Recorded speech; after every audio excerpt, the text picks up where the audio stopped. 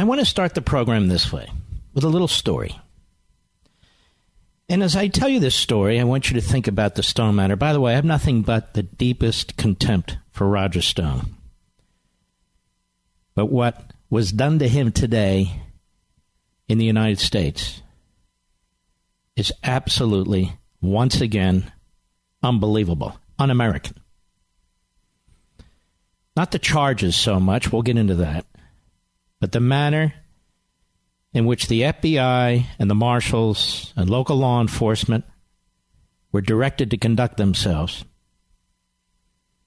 against an American citizen who hasn't been found guilty of anything, who didn't have any weapons, who was not leading a mob or a drug cartel or a gang. And I want to tell you a story. I'm going to tell you a story about George Washington. Stay with me. Alexander Hamilton and Thomas Jefferson. What does this have to do with this? A lot.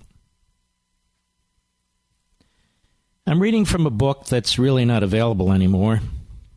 It's a book that in 1974, various charges of misconduct were brought against various presidents. It was compiled as they were contemplating the impeachment of Richard Nixon. And in this book, it addresses each president and what they faced and how they handled it. It's a fascinating book. You can get it online for about $1,000. That's how few of them are left. Near the end of March 1793, news arrived that the revolutionary French Republic had declared war on Great Britain. This marked the beginning of the most difficult period of George Washington's administration. The president was determined to maintain the strictest neutrality, but to do so would necessitate a battle against long odds. Locked in a struggle for survival, both France and Britain interfered with America's neutral trade. Moreover, few Americans could be impartial about the war. The two political parties were involved in a struggle between liberty and order at home, and both saw a similar struggle in the conflict abroad. Now remember, the French helped us win the Revolutionary War. But our heritage is with the British. Republicans were certain, this is the party of Jefferson, Republicans were certain that domestic conspirators desired a connection with Great Britain in order to advance their plot and to bring the United States into the war against liberty in Europe. Similarly, the Federalists, aligned with Britain, suspected a connection between the Republicans and the French, which might involve America in the war and bring about a second and more violent revolution in the United States. Public opinion was inflamed by the contest between French and British factions, and political division assumed a ferocity seldom equaled. And Washington found it impossible to maintain the national harmony he desired, and increasingly difficult to stay above the fray. Historians would dig and later dig up evidence of Jefferson's conduct, and especially Hamilton's conduct, their conduct, questionable conduct. Jefferson in advancing the French position, and Hamilton especially in advancing the British position. All these liberals out there celebrating Hamilton. Now look, Hamilton was a great man, don't misunderstand, but if they really understood Hamilton, they like Hamilton because they think he was for big government and central government and the national bank and national monetary and all. They go, well, yeah, it's national, it's centralized, we like it. They have no idea. Hamilton was more or less constantly involved in confidential, even clandestine communications with British agents or ministers from 1789. Now imagine what Robert Mueller would do with this. Jefferson came to suspect that Hamilton was secretly sabotaging his negotiations with foreign powers. Remember, Jefferson was Secretary of State, Hamilton was Secretary of the Treasury, particularly Britain. And this contributed to the frustrations that led him to resign, that is Jefferson, his post at the end of 1793. Most historians have found Hamilton's actions improper, perhaps even damaging to the country's foreign relations, but have acquitted him of culpable misconduct. In the ideology of the New Republic, no danger was greater than the corruption of foreign intrigue and influence. No danger was greater. Do you see why I'm reading you this?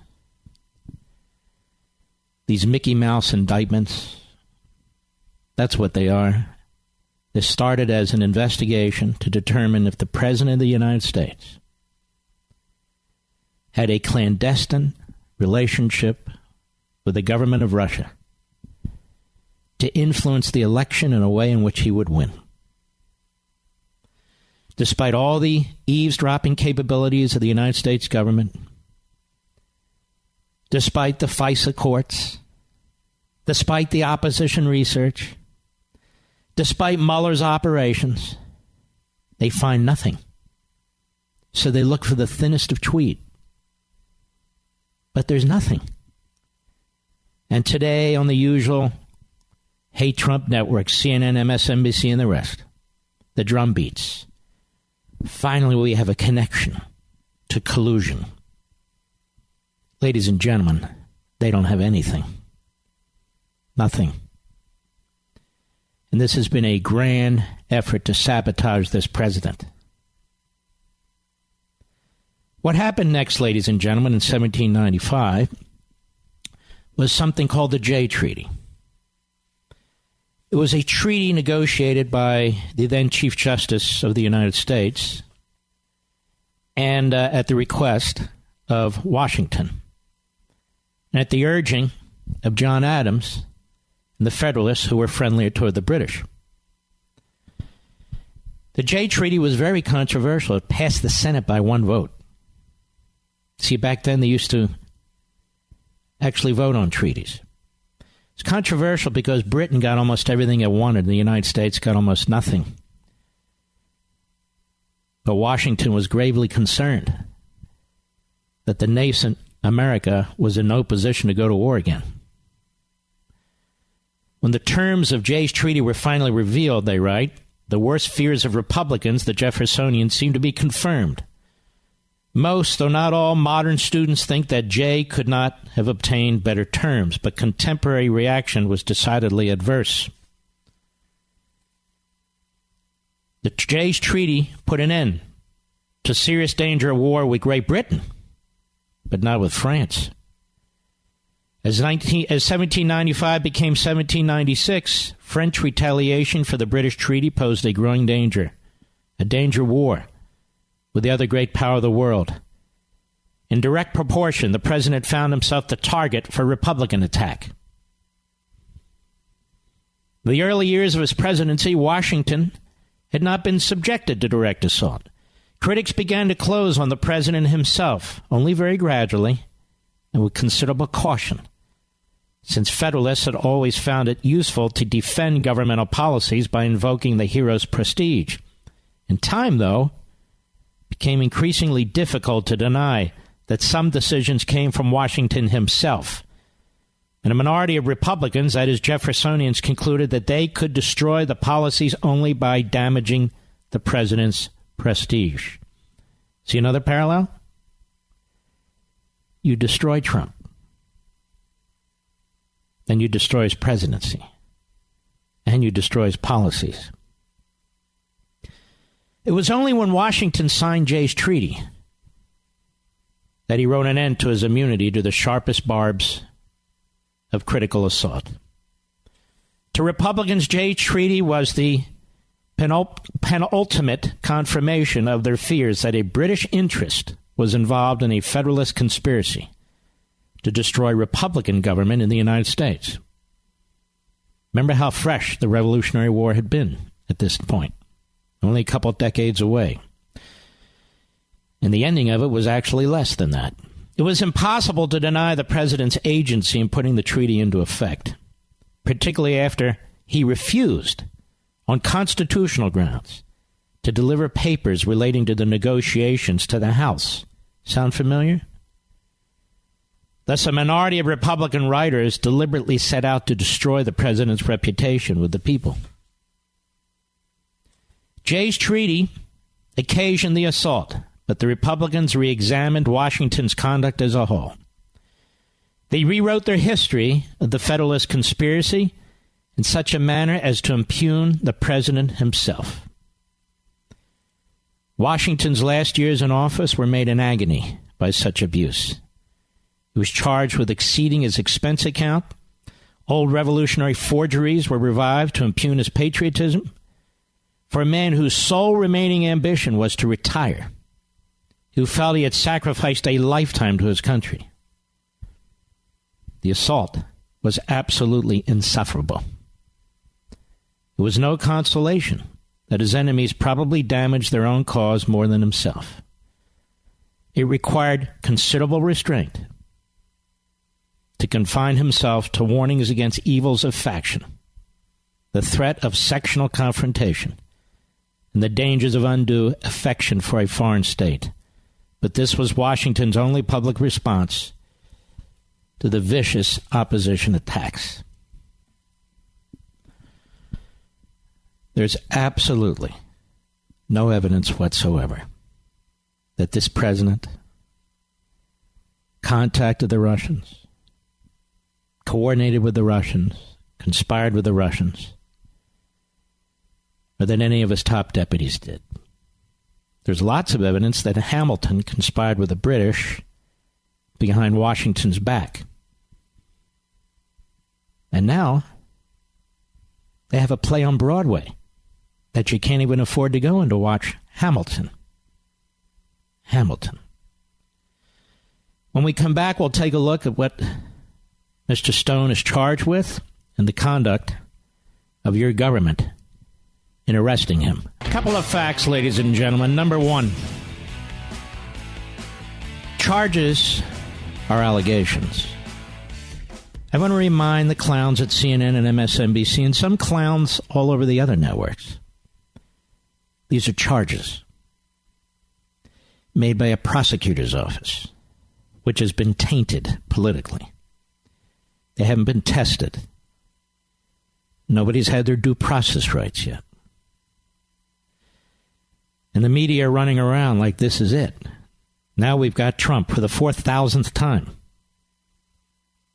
You don't have anybody. When you read through this indictment, and I won't bore you by reading sentence for sentence, it's out there if you want to read it, but I've read it. Here's what we do know.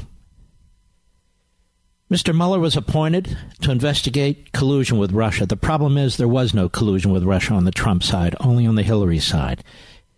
He has decided to immunize Hillary and her surrogates. He doesn't want to see their emails, their texts. He doesn't want to question any of them in front of his grand jury. You see, that's not his mission. Now, he expands his mission left and right, but he never expands it to include Hillary and her ilk. First, it's important to know what's not in this indictment. No Russian collusion by Stone whatsoever. None. Stone didn't steal any of the DNC emails. He didn't have any direct access to them. So he was not involved in that. Even contacting or efforts to contact WikiLeaks, Assange and so forth, perfectly legal. So once again, we have a situation where the issues that are supposedly under investigation are not relevant to the indictment, despite what clowns like Dan Abrams say and Jeff Toobin, two real big-time fools. Now, what he's charged with is multiple times giving false statements to Congress. What he's charged with is trying to influence, of course, a witness. Then he's charged with obstruction. Some of the charges are exceedingly weak. But then I got to thinking. John Brennan lied to Congress. Nobody ever charged him with anything. James Clapper lied to Congress. Nobody ever charged him with anything. Eric Holder was held in contempt by Congress. Nobody ever charged him with anything. Why is that? All of a sudden, all these charges for people who are lying to Congress. I'm not saying they're not earned. I'm just saying look how justice is applied here. Luckily for Congress, they can't be charged for lying to us because our prisons would be filled with members of Congress. But let's not fool ourselves. This isn't about Roger Stone. It's not about Paul Manafort. It's not even about retired Lieutenant General Mike Flynn. It's not about any of them. It's an attempt to destroy the president, to defeat him in re-election, to create arguments, hooks that radical leftists who run these various committees can hold on to in an effort to try and impeach the president of the United States. I look at what's taken place now with this so-called government shutdown, and it's going to be open for 3 weeks. This is all phony drama. Phony drama. But you learn a lot about it. You learn about Nancy Pelosi, that she is a radical ideologue, and the whole country could burn down, and it doesn't matter to her. Hers is a pursuit of power. And you look at Chuck Schumer, no different. Our borders are wide open. People are coming here who shouldn't be here.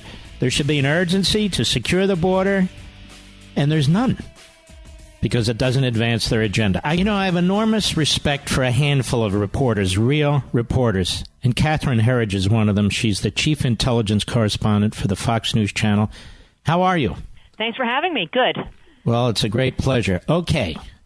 What happened today with Roger Stone? Well, for your listeners who are just picking up the story, early this morning, about 6 a.m., there was an FBI raid at Roger Stone's home in Florida. He was arrested, and at about the same time, an indictment was released. It's 24 pages, 7 counts. The charges include making false statements, also obstructing a congressional investigation, and witness tampering, and it all centers around WikiLeaks. And just to sort of remind everyone, WikiLeaks is the website run by Julian Assange that at the height of the presidential election released these hacked emails from the DNC and the Clinton campaign. So the allegations center on what they say are false statements by Stone to a House group of investigators. So they're related basically to his testimony to the House Correct. Intelligence Committee. That's right. So Roger Stone was in front of the House Intelligence Committee in the fall of 2017, and the indictment, and I encourage folks at home to read it for themselves because it's not that long.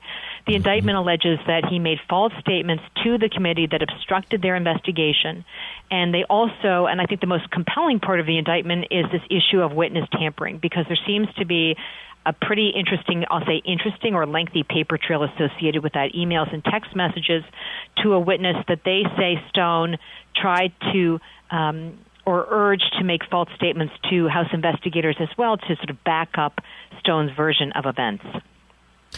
Well, what's interesting to me about this? The judge gave him a $250,000 bond, and he's out Relatively low. Free, right? Right. Mm-hmm. So the court. But here's my question. Yeah. Mm-hmm.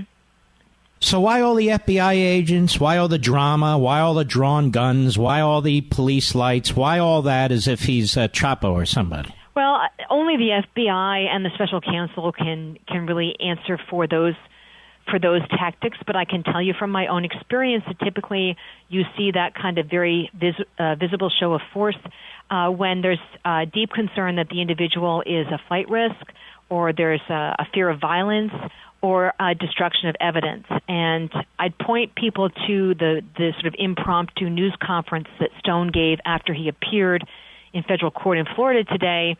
And he said the special counsel notified my lawyer after they had raided the home, and if I had only been asked to come in, I would have done that, essentially, is what he said, which is typically what we would see in a case like this. Well, in all my experience as a lawyer, that's exactly right. This would be considered in the so-called white crime area. Right. If it's even in the white crime area, it's kind of on the edge.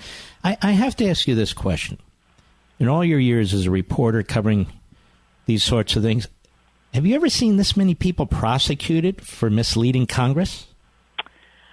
Well, I was giving a lot of thought to that issue the other day, because the indictment with Roger Stone on its face is very consistent with the prosecutorial model they used with Michael Cohen, the president's former personal attorney. In that case, they allege that he lied to the Senate Intelligence Committee about this Moscow real estate project. But I can't cite a lot of cases that I can recall where congressional testimony was the foundational piece that was used to build a criminal indictment against an individual. And, trying to take us out of the heat of the moment, I don't see why Congress would like this, because I tell you, if I have a client and there's a criminal investigation going on, even if my client, I don't believe, is a witness to anything or is even in danger of anything, I'm not allowing my client to testify. They can subpoena my client all they want. My client's not coming to Congress. Because of the legal exposure or potential legal exposure you're saying that's being illustrated here? Well, because it's a backdoor way. Right. To get somebody who's not going to appear in front of your grand jury. It's a backdoor way to get information and basically criminalize it. Well, I'm sure you're aware that the complaint from Republicans is that, Republicans on Capitol Hill, they're not minimizing the serious nature of lying to federal investigators or witness tampering, but they're saying, okay, if the issue is lying to Congress, then we believe other examples of individuals who have lied to Congress either about the Russia investigation or the Clinton emails. So justice should be applied in a uniform fashion or an equal fashion. Yes. In these cases, right? Well, they're talking about Comey and Clapper and Brennan. And, Eric Holder was held in contempt. The U.S. Attorney's Office didn't pursue that. I suspect, I haven't talked to them, haven't heard them today. I suspect that's the sort of thing they're talking about, right? Yeah, they're saying let's have the same standard. Sarah Sanders, said the same thing on the White House lawn this morning as the news was breaking. So let's have the same standard here. If the standard is you can't lie to Congress, then it should be applied in a uniform fashion. And if I could, I would mention that late last night we broke a story here on Fox News, which I think raises some of these issues. And it has to do with the FISA warrant. This is a surveillance warrant for the Trump campaign aide, Carter Page. And we were able to confirm testimony from a senior FBI lawyer, Sally Moyer. And in her testimony, she stated that she thought the chances of securing that surveillance warrant in October of 2016 were really only 50-50 without the Trump dossier. And the Trump dossier is that opposition research that was funded by the DNC and the Clinton campaign. And this is, I think, a very important, let's say admission, but confirmation, because it goes to the quality and the veracity of the information that was used with the Foreign Intelligence Surveillance Court. And as you know, this is a very high bar. It's supposed to be verified information. And what I would also say on that front is that the nominee to be Attorney General, William Barr, said very publicly in his Senate confirmation hearings that he will look at the FISA process and he will look to see if the court was misled or whether individuals violated the law or standards in any way, and he will hold them accountable. And this is the kind of thing that Republicans are talking about. They're saying, okay, so if the standard is you can't lie to Congress, then we have to apply it to everything, not just people who fall within the scope of the Mueller investigation. But here is what's confounding to me, Catherine. Mueller really is taking up the field in the Russia investigation, right? What do you mean by taking up the field? He's the special counsel to investigate the interference of the Russians in the election, collusion, and so forth. But who investigates the pieces that he won't investigate? I mean, he either thinks he's not authorized to look into the dossier and all that, or even though he has expanded his investigation on multiple occasions, or he's just chosen not to. I wish I knew the answer to that, because I've wondered myself whether the scope could somehow include the opposition research, the dossier, how it was used, Christopher Steele, all of those elements, which I'm sure your listeners are well aware of. But I don't know. I don't want to speculate. I don't know the answer to that question, why it would or would not be included in that investigation. That's why I think the confirmation hearings for William Barr are so important, is because he's gone on the record with the chairman of that committee, Lindsey Graham, and he said that he is bothered by what he's learned about the process, at least what he's read in the publicly available reporting, and that he'll look into it, and if he feels that there were violations, and with the FISA court, that can easily cross the line to criminal violations, that he will hold people accountable. Now, with Manafort today, the same office, the special counsel's office, said that he shouldn't get any time off for his cooperation. They're in there. He's been lying to us. He's been talking to other people. I mean, I worked with 93 United States attorneys as a chief of staff to an attorney general. This is heavy duty piling on. The guy's already facing how many decades? I don't know. It's really remarkable to me. And this, again, has really nothing to do with the President of the United States. Well, it's important for folks at home to understand that the special counsel has now brought prosecutions or gotten guilty pleas against more than 30 people and businesses. But none of these publicly handled cases or prosecuted cases have alleged coordination between Russian officials and the Russian government and the Trump campaign. None of them have done that. I don't want to minimize what people call process crimes, like lying to investigators, tampering with witnesses, withholding evidence, all of those things. Those are very serious things, but they're not going to that core issue, at least yet, of the Russian collusion question. But buried in the indictment today, and I'm trying to see if I have it handy on my desk, there is that link that goes into the Trump campaign. It says that it alleges that Stone was contacted by a senior person within the Trump campaign and directed to gather information from Julian Assange about the hacked emails. So that takes it into the campaign, but it's not clear from the indictment where that leads and whether getting information about your opponent from different sources constitutes some kind of crime, right? And that's not what. Well, I can tell you myself that it does not constitute a crime. It just builds up this whole impeachment scenario. And some reporters are saying that's Steve Bannon. Obviously, I have no idea who that is. But again, the oddity to me and a lot of my listeners is, okay, we have a Hillary Clinton campaign and DNC that washed their money through this law firm, Indiffusion GPS. You've got this ex-spy who worked with, he claims, certain, apparatchiks in the Russian government. Fine. Now we have this connection with the Trump campaign. We don't have anything yet with the Trump campaign. So this senior official tells Stone, contact Assange and see what he has. Okay, well, that's what the indictment says. That's right. So I'm saying when you look at the publicly available records, that takes it into the campaign. But then the question is, what goes beyond that, or what's not in the indictment that they have, right? All right. So. Well, listen, I know you have to go. I want to thank you again for your time. I really appreciate your reporting. Well, thanks for the good questions. I threw a couple back at you, too. So see that? And I didn't answer them. So what do you. Okay. All right. Well, God bless. Take care of yourself. Thank you.